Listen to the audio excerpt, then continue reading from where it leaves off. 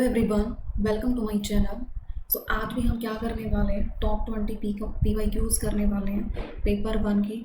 First question क्या है भाई, विच of the following is the most important quality of a good teacher. यानी teaching aptitude से ही question लिया गया है और इसमें पूछा गया है कि जो कौन सी क्वालिटी है टीचर की, वो क्या है, मोस्ट इंपॉर्टेंट क्वालिटी है। इनमें से भाई सब्जेक्ट नॉलेज जो है ना, वो ज़्यादा इंपॉर्टेंट है।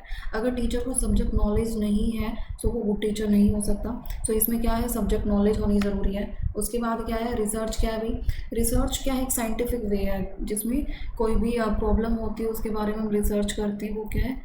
अब देखो इसमें ऑप्शन में देखो क्या दे रखा है, searching again and again, finding a solution to any problem, and third क्या है, working in a scientific way to search for truth of any problem. यानी साइंटिफिक वे से सर्च करना एक ट्रूथ वे में किसी भी प्रॉब्लम के बारे में। ये होगा इसका आंसर नंबर क्या हो जाएगा, सी। बट देखो बहुत सारे क्या है इसमें, ये वाला भी लगा सकते हैं कि searching again and again, research करना मीन्स दोबारा सर्च करना। ये क्या हो जाएगा भाई, रॉन्ग हो जाएगा। फिर effective teaching is a function of, effective teaching जो है किस चीज़ का फंक्शन है, उसमें देखो क्लियर एक्सप्लेनेशन भी होती है, लेक्चर मेथड भी यूज़ होता है, तभी तो इफेक्टिव टीचिंग होगी। टीचर्स की नॉलेज जो है वो भी इसमें काउंट होती है। इसमें आंसर क्या आ जाएगा, ऑल ऑफ द अबव आ जाएगा, जिसमें सारी जो है फंक्शंस होते हैं किसके, इफेक्टिव टीचिंग के। फिर है विच of the following is an example of verbal communication. Verbal communication and non verbal communication क्या होती है भाई, जिसमें फेशियल एक्सप्रेशन वगैरह, गेस्चर्स वगैरह, आई कॉन्टैक्ट वगैरह, ये सारे क्या होते हैं भाई, नॉन वर्बल होते हैं। बट रिटन ईमेल क्या है, ये क्या है, वर्बल कम्युनिकेशन। आंसर क्या हो जाएगा, इसमें पूछा है कि एग्जाम्पल वर्बल कम्युनिकेशंस का, डी आंसर हो जाएगा इसका। फिर विच of the following is not characteristics of research problem. Research problem की इनमें से कौन सी कैरेक्टरिस्टिक्स नहीं है, ethical, feasible, researchable and value. इसमें से अलग ही ऑप्शन सी नज़र आ रहा है, ये जो सी ऑप्शन है वो क्या है, वैल्यू। इसमें जो है वो रिसर्च प्रॉब्लम की कैरेक्टरिस्टिक्स नहीं है, वैल्यू और सारी हैं। उसके बाद है ई गवर्नेंस, जो है इम्प्लाइज क्या होते हैं। ई गवर्नेंस क्या होता है भाई, जिसमें इलेक्ट्रॉनिक गवर्नमेंट, इलेक्ट्रॉनिक वर्क होते हैं, इंटरनेट बेस्ड पब्लिक सर्विसेज होती हैं, ट्रांसपेरेंट गवर्नमेंट होती है। ये किस चीज़ के एग्जांपल हैं भाई, ई गवर्नेंस की। इसमें इसका आंसर क्या हो जाएगा, डी आंसर हो जाएगा। फिर उसके बाद which among the following is regulatory authority for higher education in India.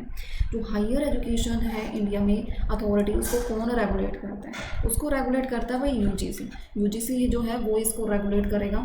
फिर वैल्यू एजुकेशन का ऑब्जेक्टिव क्या होता है, वैल्यू एजुकेशन का ऑब्जेक्टिव जो होता है ना, इसमें जो है स्टूडेंट्स की हेल्प करता है किस चीज़ में, मेक इंडिपेंडेंट जजमेंट में, इंडिपेंडेंट जजमेंट्स में स्टूडेंट की हेल्प करता है। ये वैल्यू एजुकेशन का ऑब्जेक्टिव होता है। बट अदर ऑप्शंस में क्या दे रखा है, टीच रिलीजन के बारे में टीच करना, या पॉलिटिक्स के बारे में, या वैल्यू इम्पोर्स। ये क्या है, रॉन्ग।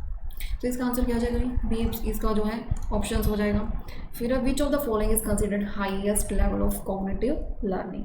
कॉग्निटिव लर्निंग जो है उसमें से ये यहाँ से क्वेश्चन पूछा ही जाता है कि अफेक्टिव हुआ, कॉग्निटिव हुआ या साइकोमोटर हुआ, इनमें से कौन सा हाईएस्ट लेवल है, कौन सा लोवेस्ट लेवल है।